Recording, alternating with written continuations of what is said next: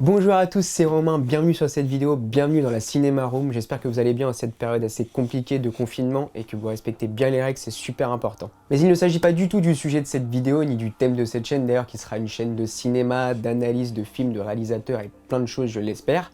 Et pour cette vidéo, j'avais envie de vous proposer un top 5 des meilleurs plans d'un réalisateur que j'admire beaucoup. Vous l'avez vu dans le titre et vous l'avez aperçu dans l'écran de l'ordinateur. Je parle bien évidemment de Christopher Nolan. Alors Christopher Nolan, on ne le présente plus, on lui doit la trilogie des Batman, Inception, Interstellar et bien d'autres films encore. Et tous ces films sont reconnus non seulement pour leur scénario plus ou moins complexe, insérant des personnages avec des psychologies que je qualifierais de torturés pour la plupart, mais on les reconnaît aussi pour les magnifiques plans qu'ils ont à nous offrir. Et bien évidemment, comme tout réalisateur, Christopher Nolan n'a pas débuté avec les budgets d'Hollywood. Et c'est ce qui va être intéressant à voir ici. Alors je précise avant de commencer qu'il ne s'agit que d'un top subjectif, ce n'est que mon propre point de vue, et que pour cela je vous invite à aller dans les commentaires me donner vos meilleurs plans de Christopher Nolan. Je serais curieux de voir vos avis. Bien, maintenant que nous avons planté le décor, c'est parti pour le top 5 des meilleurs plans de Christopher Nolan.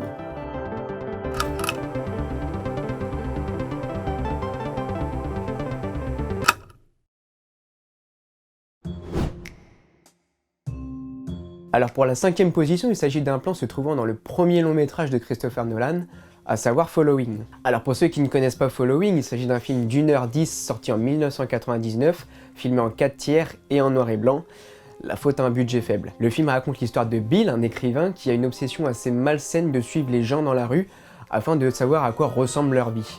Et il va vite se retrouver piégé dans son propre jeu lorsqu'il décide de suivre Cobb, un cambrioleur, qui le repère et commence à l'entraîner dans ses opérations. Alors je vais pas vous spoiler le film, mais je vous invite à aller le regarder puisque je trouve qu'il aborde des thèmes plutôt intéressants, comme la possession de nos biens ou les rapports que l'on peut avoir avec des objets d'une valeur sentimentale, mais aussi le fait de rêver d'une vie qui n'est pas forcément la nôtre et l'envie de s'évader d'un quotidien plutôt morose.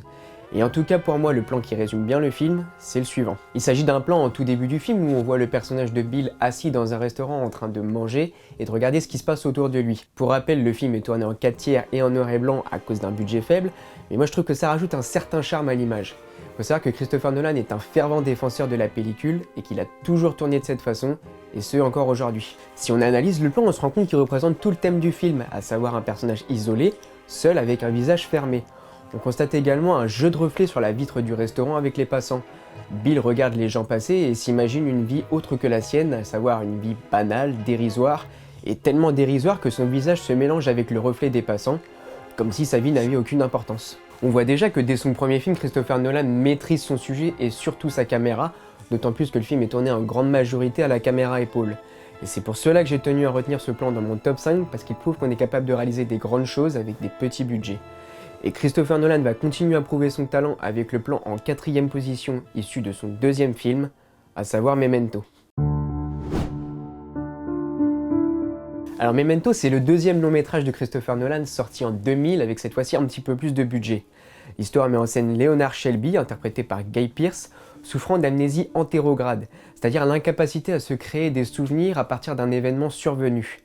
Et l'événement en question correspond au meurtre de sa femme, et depuis celui-ci, il s'est mis en quête de retrouver le supposé meurtrier. Pour se souvenir, il va s'aider de plusieurs éléments comme se tatouer des informations ou des indices sur le meurtre de sa femme, ou sinon prendre des polaroids des personnes qu'il rencontre comme le personnage de Nathalie interprété par Carrie-Anne Moss, mais aussi de la voiture qu'il utilise, de l'hôtel où il dort, etc., etc.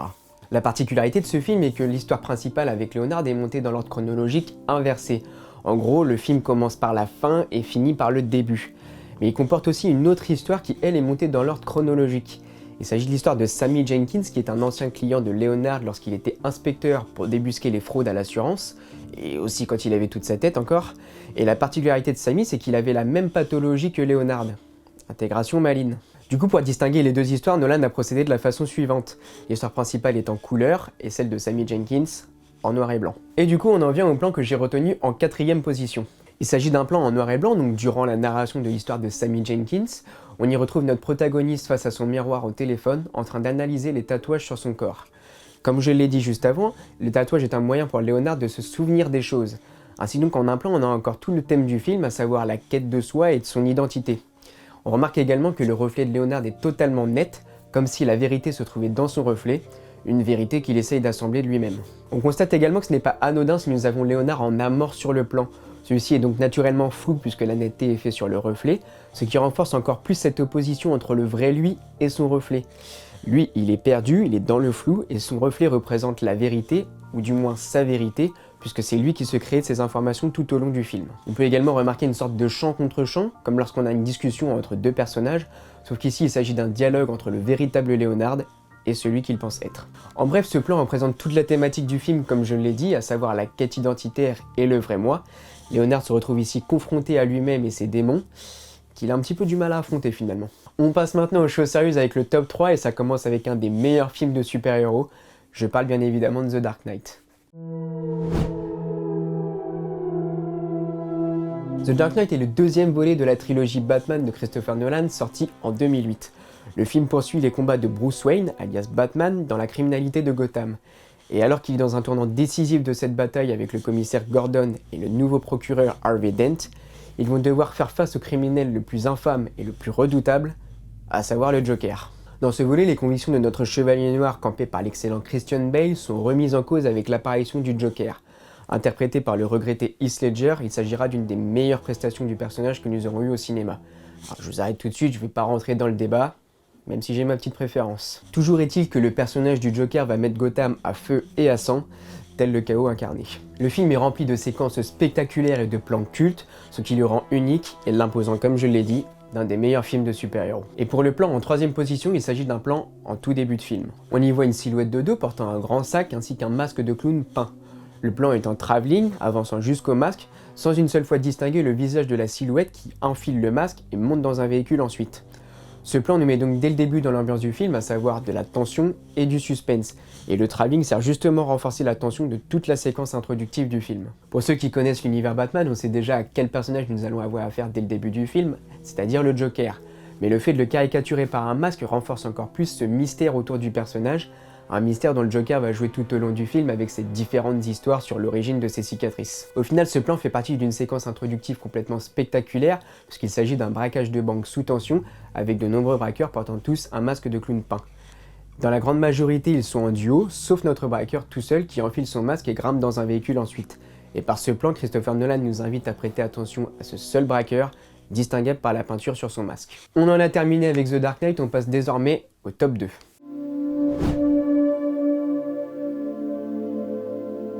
Alors Interstellar, c'est l'avant-dernier film de Christopher Nolan à être sorti en 2014. Ce film de science-fiction raconte l'histoire de Joseph Cooper, interprété par Matthew McConaughey, qui est un ancien pilote de la NASA et qui vit sur une planète Terre de plus en plus inhabitable. Il va se retrouver sur une mission impliquant un voyage de plusieurs années dans l'espace afin de trouver un potentiel monde habitable, pour ensuite évacuer les habitants de la Terre. Il faut savoir que ce film est beaucoup inspiré de 2001 l'Odyssée de l'espace de Stanley Kubrick, dont Nolan est un très grand fan. On y retrouve beaucoup de similitudes dans le scénario, même si Nolan a affirmé ne jamais l'avoir regardé une seule fois pendant le développement d'Interstellar, pour pas être influencé justement. En revanche, il reconnaît que ce film est un hommage au film de science-fiction de son enfance. Malgré tout, le film est rempli de séquences incroyables et magnifiques visuellement, que ce soit au début du film lorsque l'on découvre la Terre mourir à petit feu, dans l'espace ou lorsque l'on découvre les différentes planètes potentiellement vivables. Et du coup, pour le plan en deuxième position, on y retrouve celui-ci. Cooper est aspiré dans un trou noir et se retrouve dans ce qui est appelé le Tesseract. Il va revivre son départ depuis la Terre et ses adieux déchirants avec ses enfants. Et alors que ce moment apparaît comme une torture pour lui, il constate qu'il se trouve derrière la bibliothèque de la chambre de sa fille et que le Tesseract est en réalité un espace en 4 dimensions où il peut interagir sur l'espace-temps. Et il va donc naturellement s'en servir comme un moyen de communication avec sa fille. Pour l'anecdote, Christopher Nolan a travaillé sur Interstellar avec un astrophysicien, Kip Thorne, et ensemble ils ont mené une réflexion sur les trous noirs, ces objets célestes et fascinants, mais pourtant difficiles à concevoir à l'écran puisque personne ne sait réellement à quoi cela ressemble, si ce n'est que par des calculs et des simulations réalisées par d'autres physiciens, comme par exemple le français Jean-Pierre Luminet. Bref, notre objectif n'est pas de faire de la science, parce que d'abord je suis pas du tout qualifié pour ça, mais c'est de vous montrer que de concevoir dans un premier temps l'aspect extérieur d'un trou noir était un véritable challenge pour Christopher Nolan, et il l'est encore plus pour l'aspect intérieur, et je trouve le résultat impressionnant. Alors certes, ce plan possède beaucoup d'effets spéciaux, mais pas que, puisqu'il y a un véritable décor qui a été réalisé pour cette séquence. L'idée de reproduire la chambre et la bibliothèque de la fille de Cooper comme décor du Tesseract correspond à un élément entre Cooper et sa fille, d'autant plus que cette pièce joue un rôle majeur dans beaucoup de scènes du film. Hormis la symbolique du plan, on peut noter une gestion incroyable des effets spéciaux et de la colorimétrie qui donne une profondeur au Tesseract et surtout une certaine vision de l'immensité qu'il représente. Bon, on s'est attaqué à un sacré morceau, mais il est désormais temps de découvrir le numéro 1 de cette sélection, et il se trouve dans ce film. Sorti en 2010, Inception est sans aucun doute un des scénarios les plus originaux que j'ai pu découvrir durant cette dernière décennie. Le film met en scène Cobb, interprété par Leonardo DiCaprio, qui est un expert de la technologie du rêve partagé, c'est-à-dire qu'il s'infiltre dans le subconscient de ses victimes afin d'extirper des informations. Après avoir mené de nombreuses expériences avec sa femme Mel afin d'améliorer les capacités de cette technique, cette dernière va perdre la vie et Cobb va être accusé de meurtre. Il va alors vivre exilé des États-Unis et donc privé de voir ses enfants, jusqu'au jour où il se voit confier une dernière mission qui lui donnera la possibilité d'être innocenté et par la même occasion revoir ses enfants. Mais cette mission ne consiste pas à voler un subconscient, il s'agit d'y introduire une idée. Autant vous dire que dans ce film où le rêve est au cœur du thème, Christopher Nolan s'est ouvert un champ des possibilités immense. Il peut jouer sur le temps, la perception, la gravité, la physique et beaucoup de choses encore. Et ça tombe bien puisque notre plan numéro 1 joue avec un de ces éléments. Dans ce plan, on retrouve Arthur, un des coéquipiers de Cobb, joué par Joseph Gordon-Levitt. Il est dans un grand couloir d'hôtel, mais ce couloir semble subir des modifications dans la gravité. Et cette scène correspond en réalité à un affrontement dans le rêve, mais dans la réalité, Arthur est endormi dans une voiture avec une conduite plutôt mouvementée. La loi du film veut que tout ce qui se passe dans la réalité ait une influence dans le rêve. C'est donc tout naturellement que Christopher Nolan a reproduit les tonneaux de la voiture à travers le couloir de l'hôtel, ce qui donne du coup une séquence de combat incroyable sur le plan visuel, mais aussi chorégraphique. Il faut savoir que pour ce plan, il était hors de question pour Christopher Nolan d'abuser des effets spéciaux, et qu'il a donc fait construire un décor assez spécial pour la séquence entière. Et le moins que l'on puisse dire, c'est que c'est quand même assez bluffant comme vous pouvez le voir sur les images. Si j'ai mis ce plan en première position, c'est parce que tout simplement il reflète le génie de Christopher Nolan, que ce soit sur le plan artistique, mais aussi sur la gestion de son budget. Le fait qu'il nous propose un plan et une séquence de cette envergure est tout simplement grandiose et ambitieux. Et pour ça, je ne peux que saluer ce type de prouesse. Voilà, ce top est à présent terminé, j'espère qu'il vous aura plu, ou au contraire, si vous n'êtes pas d'accord et que vous aviez d'autres plans en tête, je vous invite encore une fois à me les donner dans les commentaires. Je suis vraiment curieux de voir vos avis. Je vous remercie également d'avoir visionné cette vidéo, il s'agissait de la première de ma chaîne et j'espère qu'il y en aura d'autres. En tout cas, je vous invite à me donner vos avis dans les commentaires, si vous aimeriez en voir davantage, qu'est-ce que vous aimeriez voir, etc.